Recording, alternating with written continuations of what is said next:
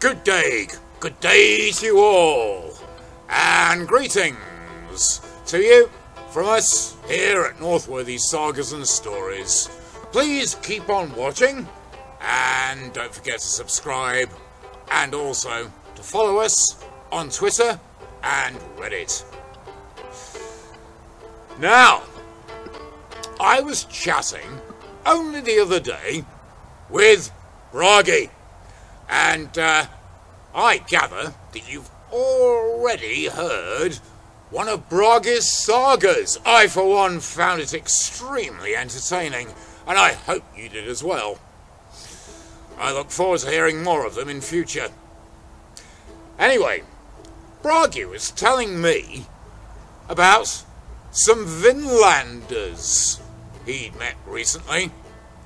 Men of Icelandic extraction who journeyed to Greenland and beyond across the Atlantic Ocean and settled there in Vinland on the far side of the Atlantic, where, apparently, they've had a bit of a problem with an island covered in oak trees, where it's said that there's a great treasure that men search for, but no matter how hard they try, it can never, ever be found.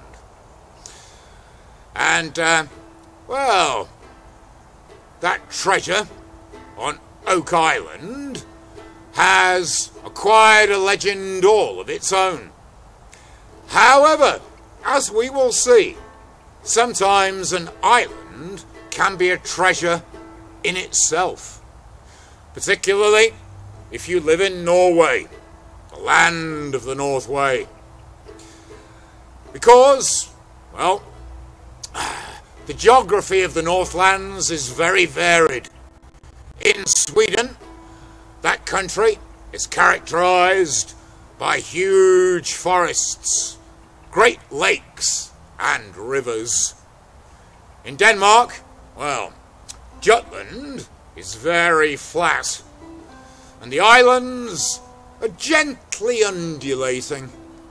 However, in Norway, mountains abound, and the coastline is wrinkled into fjords and inlets, each side of which has huge mountains. And therefore, farmers, well, they find it difficult to find arable land, and often it's only the areas immediately around a field that are any good for growing crops. Therefore, any other land that may be available is very, very important. Everyone wants to get their hands on it. And in our fjord, well, there's a tale of an island that could only be seen every now and again. From time to time, the waters in that fjord were broken by a strip of land that was just visible above the water. And if one watched for a while, if you're lucky, then you might see more of it rising up. Fields, hills, woodland, and fine pastures. And this looked terribly inviting to all the people who lived thereabouts. Everyone wanted to get their hands on that property. However, whenever folk climbed into their rowing boats, they'd only get halfway across the water when that island would vanish as though it had never been. People tried everything. They even went out there with priests,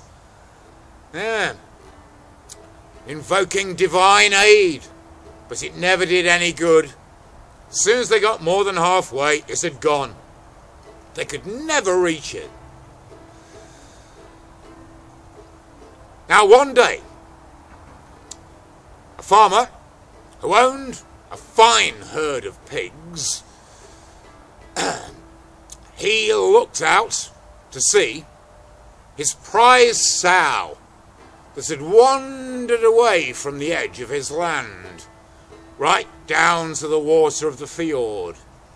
And she'd just given birth to 7 piglets.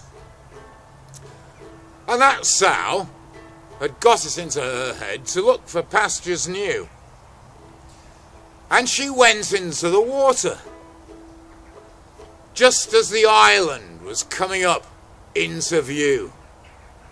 She swam out with her piglets on her back, and she reached the island, climbed up onto the shore, and for the rest of the day, she and her offspring had a lovely time rooting around in that fine fresh earth, before the sun started to fall in the sky and she swam back home. And so the farmer kept a close eye on the sow, and indeed she did the same thing again the next day. As she swam into the fjord, the island would come into view. She'd go there, spend the whole day before returning. And the farmer thought about this, and in the end he took an iron knife and he tied it around the sow's neck, just so it was hanging clear of the ground. Because iron has one special property. If there's magic cast by elves or other supernatural creatures, then it will be neutralized by good strong iron. And by now, the farmer and all of his neighbours had come to the conclusion that the magical disappearing island must somehow be part of the elf lands and belong to another world beyond this one. So, having tied the knife around the sow's neck, the farmer sat back and waited. The sow swam out with her 7 piglets. She climbed up onto the shore, and the moment she started rooting around in the earth with her snout, then the knife blade touched the soil of that magic Elfland island.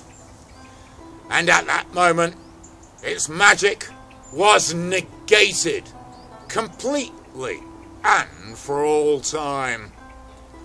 No more was it a part of the elven lands, but now, forever, a part of this one. And so, the farmer claimed the island for its own. And indeed, it's still there. People live there today, and you can see the farms upon it. But for now, that's the story of the disappearing island. Thank you all very much for listening. And don't forget to click on the notification bell. Thank you.